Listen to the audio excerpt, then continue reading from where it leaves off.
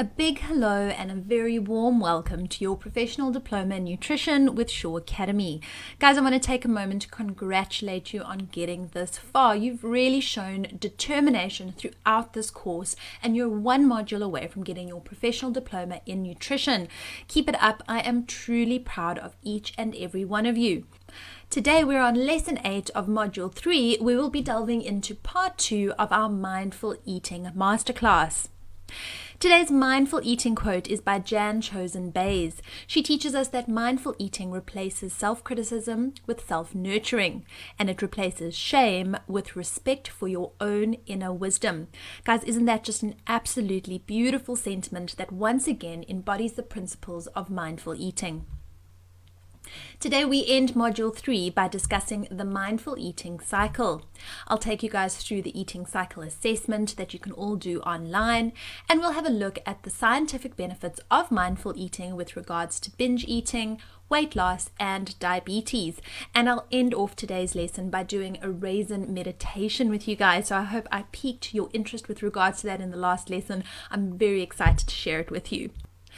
Let's not waste any more time. Let's get started with Lesson 8, Part 2 of our Mindful Eating Masterclass. Dr. Michelle May, who I introduced you in our previous lesson, has introduced the mindful eating cycle. She explains that in order to break any unhealthy eating cycles, you have to replace them with a healthy mindful eating cycle. Each and every factor goes on to influence the next factor. So let's go into each question in a little bit more detail and flesh out what you could be asking yourself in order to eat more mindfully. I want each and every one of you to go and get a piece of paper and jot down your answers to each of the following questions and prompts as we go along. Let's start off by examining why you eat. Please remember that as we go through this exercise, I want you to think about the answers without judgment. Okay, so tell me guys, why do you think that you eat? What about when you eat, when you're not hungry? Do you eat for the reasons that we outlined in our previous lesson? So for hunger, pleasure, or due to emotional triggers? When something tastes nice, do you continue to eat it even though you're not hungry anymore? Why do you think this is so? Do you think that it could be perhaps that you're worried that it's not part of your diet, or that if you don't eat it all right now, you might not get the chance to eat it again because of the diet? Even though some of these thoughts may be subconscious. Do you tell yourself you can't eat? Why do you think that is? One of two things may happen here. Either you're not hungry and you're not thinking or needing any food for any reason, or you are hungry or you want food, but you're denying yourself. So once again, without judgment, ask yourself, why are you not allowing yourself to eat if you are hungry? Is it perhaps because of your diet mentality? You shouldn't eat, it's not mealtime, or it's after a certain time because the rules tell us that we can't? Remember to remind yourself that these rules do not honor your internal hunger and satiety cues. When do you eat? Without resorting to the standard answer of I eat at meal times, I want you to think about when you eat. How often do you feel like eating? And how do you know that you're hungry? This is when using a tool like the hunger scale can really come in handy. What I've done in the past is wait in the morning until I feel hungry before I eat. So some people may feel the need to label this way of eating as intermittent fasting, but the truth is that it's actually eating when you're hungry. If you've always eaten 3 meals a day with 2 to 3 snacks because this is what we're supposed to do, then you may not know what hungry and full feels like. In addition to this, the research has also shown us that being overweight or obese may also induce leptin resistance. Let's do a quick recap on the hormones leptin and ghrelin. So remember that ghrelin is produced in the stomach and it acts on your brain to stimulate hunger and feeding. So ghrelin is essentially your hunger hormone. Ghrelin levels are also typically increased in people who are dieting, meaning that you will feel hungrier. Leptin, on the other hand, is secreted by your fat cells, and the amount secreted typically correlates with your percentage body fat. This means that theoretically, if you have a higher body fat percentage, then you will also have higher levels of leptin. Leptin stimulates satiety or fullness.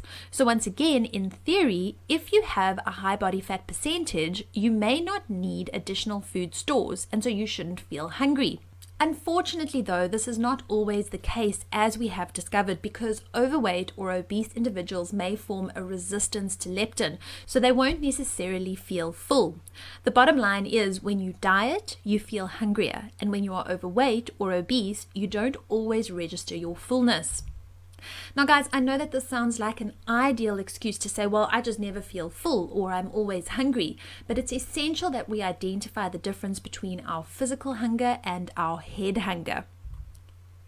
In South Africa, we have a wonderful saying to describe head hunger when we say that you are lust to eat something. It's uniquely South African, and I'm sure that you guys have got your own sayings wherever you're from. So why don't you guys post your country sayings on Twitter or Instagram and tag me and use the hashtag #SureNutrition. I'm really excited to see what you say. If you have determined that you are not physically hungry, but you want to fulfill some other need, you need to ask yourself, what am I hungry for? As we said in the previous lesson, this can range from sleep to love and even affection. When you get up from your desk and head to the kitchen to make a cup of tea or a coffee and grab a muffin while you're in there, are you hungry for that muffin, or are you actually hungry for a break? Once again, guys, you need to assess the situation without judgment. It's not bad to eat the muffin, but understanding why you reach for it in the first place is a good step in the right direction with regards to eating it more mindfully. What we eat is also important. Think about the types of food that you eat on a typical day. Do you use a food journal to document them and to understand a little bit more about your habits? The reason why I use the word food journal instead of a food record is because I encourage my patients to also journal their moods and their feelings, as well as their hunger and activities together with their meals. Using this to understand yourself better is the ultimate end goal. Remember, it's not about having the perfect food record, but rather to explore and observe your behaviors in relation to food. As you write down the foods that you've eaten, do you automatically classify the foods as either good or bad? Do you perhaps praise yourself for eating the good foods, so things like salads, green smoothies, and kale chips? Do you chastise yourself for eating bad foods like chocolates or ice creams or cookies? It is incredibly vital to note that food is not inherently good or bad. It is neutral. By categorizing them as such, you give them the power to push you into a diet binge cycle. Observe what types of food you like to eat when you're feeling emotional. Do you feel like eating a piece of grilled chicken and vegetables? Of course not. We crave comfort food when we're feeling emotional. And once again, it's about acknowledging this and accepting that these foods are not bad, just as a chicken salad is not good. Guys, I came across this cartoon on Instagram and I absolutely loved it, and it resonated with me so deeply. And it's so true. What you eat should not elicit such strong guilt feelings. This being said, guys, it is a journey to get yourself to the point where you understand these feelings a little bit better. This all reminds me of when I was a little bit younger. I always posited that if I felt guilty about what I ate, I would gain weight. In my young and naive mind, I really didn't know why that was. Now that I'm older and more educated, I can tell that the guilt was purely a product of the diet binge cycle, and that the weight gain was from the restriction and binging that I did afterwards. Dr. Michelle May tweeted this. She said, "How many rice cakes does it take to satisfy a chocolate craving?" So here was her favorite answer. She says 6. My favorite answer was 7 and a Snickers bar. Absolutely love Michelle May. So guys, why we eat is also very closely linked to how we eat. As we learned in our previous lesson, slowing down and taking your time to eat and savor your food is an important part of mindful eating. So next time you eat, you need to check yourself. Do you eat fast, barely tasting your food? Are you distracted? If you're not eating due to hunger, then you're eating for pleasure. How can you possibly enjoy your food if you're not eating it mindfully? Also ask yourself if you're eating differently, perhaps in private than you do in public. Do you eat more when you're alone, quicker? Guys, this is certainly not uncommon, and I'm sure many of us can relate to this cartoon. It gave me such a good giggle. But guys, once again, you need to observe all of these behaviors and feelings without judgment. Dr. Michelle May once again outlines some of the reasons how we eat in her video. So we will eat until the plate is clean, till the food is gone, till we feel miserable, until the row of Oreos is even. Yeah. How much we eat will definitely have an effect on how we feel afterwards. When do you stop eating? Are you one of those people who stops when they're full, or do you stop when your plate is clean? Do you start to think about having seconds even before you've finished your first plate, especially if the food tastes good or if you're feeling emotional? Some of the tools we've learned in our previous lesson can help us in this regard. Slow down. Allow your body to tell you when it's full. For most of us, remember that the food is not running away, and if you want some later, it will still be there. I need you to ask yourselves, what do I do after those times where I eat too much?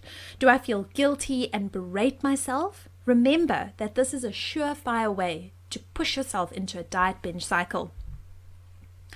Lastly, where do you invest your energy that you consume? So how do you feel about exercise and moving your body? Have you thought about what kind of exercise that you enjoy doing? Or do you simply do the exercises that are best to burn fat or build muscle? Do I use exercise to punish myself for eating or to earn the right to eat? This is an incredibly common scenario, and it is one of my pet hates, is seeing those posts that show you how many miles that you need to run in order to burn off certain treat foods. I hate them. These kinds of posts just feed guilt and the unhealthy diet binge cycle. This is not the path towards food freedom and mindful eating. Remember that food gives us energy to live. Think about what you would like to use that energy on. That is something that is positive, that can help drive you and guide your exercise choices. Remember that exercise should be a celebration of what your body can do, not a punishment. A really great resource on mindful eating that you guys are welcome to check out is the Am I Hungry website by Dr. Michelle May. I'd like you each to complete the eating cycle assessment, which will help you to determine if you are an instinctive eater, an overeater, or a restrictive eater. It's incredibly insightful, and it gives you more information on what to do depending on your results. So guys, definitely go and check that out. As you guys all know, I thrive on evidence-based information. So what does the science say about the benefits of mindful eating? It has been studied with regards to binge eating and binge eating disorder, enhancing the experience of weight loss interventions and sustaining behavior change, glycemic control of women with gestational diabetes, and also the quality of life and self-management of type 2 diabetes in adults. So let's start off by looking at binge eating disorder.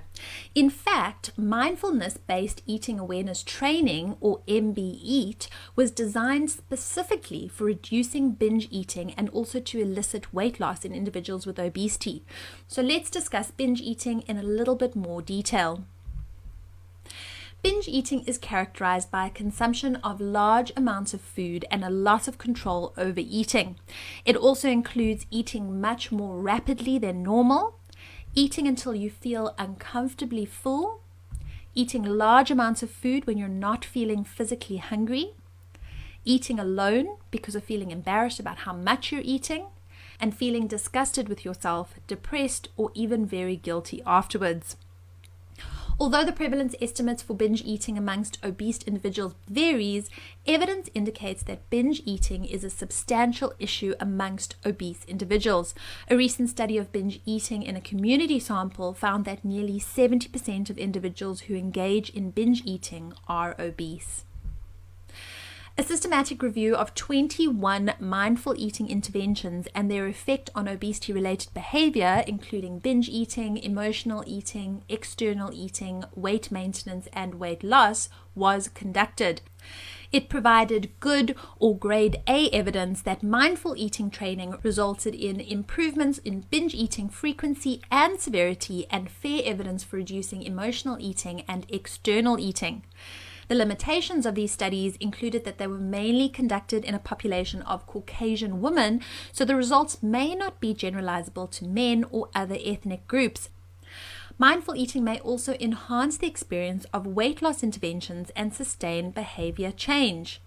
A grade C level of evidence, meaning that the evidence is limited, has shown that the mindful eating practice, as distinct from formalized mindfulness practice and mindfulness components, may enhance the experience of weight loss interventions and sustain behavior change, but they are not more superior at eliciting weight loss than traditional weight loss interventions. The truth is that further research is needed to improve our understanding of the impact of mindful eating training delivered by dietitians for weight management and health behavior change. Because guys, remember that the aim is to see if mindful eating can help us lose weight and keep that weight off. And lastly, when we look at mindful eating and diabetes, we see that once again, for both these conditions, the evidence level is limited or grade C. In a well-designed randomized controlled trial for Thai women with gestational diabetes, in which the intervention combined mindful eating training, dietary education, and yoga practice 5 times a week, the intervention group achieved a significantly decreased HbA1c, which is their average blood glucose levels over a period of 3 months. It also helped to lower their fasting glucose levels and also lower glucose levels after their meals, compared with a controlled group who only received regular gestational diabetes care. This study supports the use of mindful eating, at least in combination with yoga, in this population.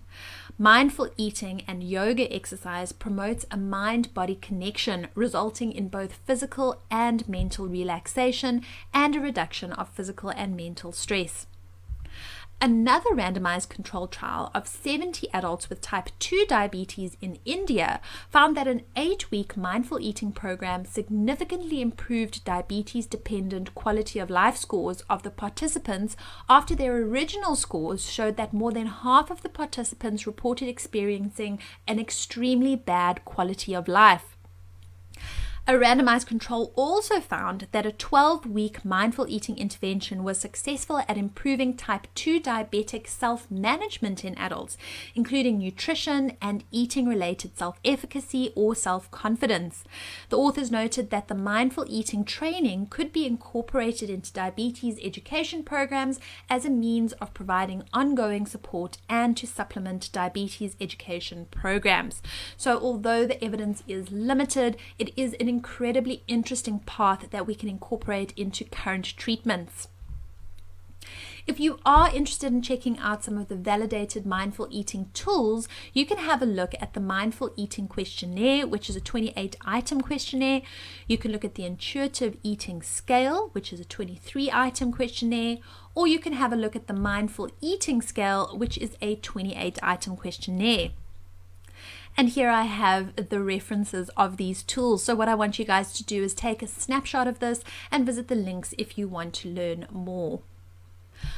Mindful eating can also be closely linked to a weight-neutral non-diet approach. Non-dieting interventions promote healthful behavior change other than weight loss. So for example, our eating behaviors, our diet quality, and physical fitness. It's been proposed to impact our long-term health outcomes and quality of life beyond the effects achieved with traditional weight loss approaches. It also aims to improve body image in terms of self-acceptance and self-compassion. Such approaches include those based in the health at every size principles. A systematic review and a randomized controlled trial reported that this style of intervention can have a positive impact on psychological factors, biochemical markers, fitness behaviors, and dietary quality, and have low risk of adverse outcomes. So guys, this is definitely something to check out and something to keep our eye on. It is incredibly interesting, and I encourage each and every one of you to go check out their website, haescommunity.com. Right guys, so now is time for the raisin meditation. So one of the most basic and widely used methods for cultivating mindfulness is to focus your attention on each of your senses as you eat a raisin. This simple exercise is often used as an introduction to practicing mindfulness. In addition to increasing your mindfulness, more generally, the raisin meditation can promote mindful eating and foster a healthier relationship with food. So I want you guys to try it with a single raisin. You might even find that this is the most delicious raisin that you have ever eaten. So firstly, what I'd like you to do is I would like you to take the raisin and hold it in the palm of your hand or between your finger and your thumb. I want you guys to really take time to focus on it. Gaze at the raisin with care and full attention. Imagine that you've just dropped in from Mars and you've never seen an object like this before in your life. Let your eyes explore every single part of it. Examine its highlights, where the light shines and the dark hollows, the folds and the ridges, and any asymmetries or unique features. Turn the raisin over between your fingers and explore its texture. Maybe do this with your eyes closed, if that enhances your sense of touch. Hold the raisin beneath your nose. With each inhalation, take in any smells, aromas, or fragrances that might arise. As you do this, I want you guys to notice anything interesting that might be happening in your mouth or in your stomach. It might sound a little bit silly to listen to a raisin, and you might feel a bit strange doing this, but I want you to keep an open mind. What does a raisin sound like? Move the raisin between your fingers and see what you discover. Imagine that you're a child and use an almost childlike curiosity. Now slowly bring the raisin up to your lips, noticing how your hand and your arms know exactly how to get the raisin into the right position. Gently place the raisin in your mouth. No chewing yet. Notice how it gets into your mouth in the first place. I want you to spend a few moments focusing on the sensation of having the raisin in your mouth. Explore it with your tongue. When you're ready, I want you to prepare to chew the raisin, noticing how and where it needs to be for chewing. Then very consciously, I want you to take 1 or 2 bites into the raisin and notice what happens in the aftermath. Are you experiencing any waves of taste that emanate from it as you continue chewing? Without swallowing it, notice the bare sensations of taste and texture in your mouth and how these change over time, moment by moment. Also pay attention to any changes in the object itself. When you're feeling ready to swallow the raisin, see if you can first detect the intention to swallow as it comes up, so that even this is experienced consciously before you actually swallow the raisin. Finally, I want you to see if you can feel what is left of the raisin moving down into your stomach and sense how your body as a whole is feeling after you've completed this exercise. By increasing awareness of internal, mental, and physical states, mindfulness can help people gain a greater sense of control over their thoughts, feelings, and behaviors in the present moment. Paying closer attention to the sensations of eating can increase our enjoyment of food and deepen our appreciation for the opportunity to satisfy our hunger. Mindfulness can also help people become more attuned to hunger and fullness signals and therefore avoid overeating or emotional eating. In the words of mindfulness expert Jon Kabat-Zinn, when we taste with attention, even the simplest foods provide a universe of sensory experience. How did you guys find that? I know I absolutely loved doing this for the first time, and it blew my mind how good that raisin tasted. I really hope you felt the same. At this point, I want to have a look at the differences between mindful eating and intuitive eating. So let's go through a list of what intuitive eating entails. It rejects the diet mentality, asks you to honor your hunger and make peace with food. It asks you to challenge the food police and respect your fullness, discover the satisfaction factor, and honor your feelings without using food. Asks you to respect your body and exercise to feel the difference, as well as to honor your health. So the ultimate point of intuitive eating is to get physically healthier, while becoming psychologically healthier is a happy byproduct. Mindful eating, on the other hand, is all about improving psychological health, and your relationship with food and any physical benefits gained are a welcome side effect of the process. So guys, the next time you have a meal, I would like each and every one of you to remember the principles that we've discussed in the last 2 lessons. You can use this checklist to double check your behaviors. So number 1, I want you to ask yourself, am I sitting? Am I sitting down at the table? Am I eating from a plate? Am I eating fast or am I eating slow? Remember guys, it's all about slowing things down. Am I mindlessly munching or am I noticing each bite? How hungry am I and what am I hungry for? Am I truly focused on my meal or am I distracted? Do I have a rumbling stomach or am I eating for other emotional reasons?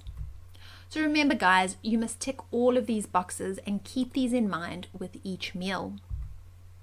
As we draw to the end of today's class, I'd like to leave you with 3 mindful eating mantras that really resonated with me, and then we will close off with some final words from Dr. Michelle May. The first is, open your mind before you open your mouth. Describe the taste, describe the texture, describe the feel. And lastly, slow down. The food isn't going anywhere. Chew, taste, savor, and enjoy. Food doesn't have power over us anymore.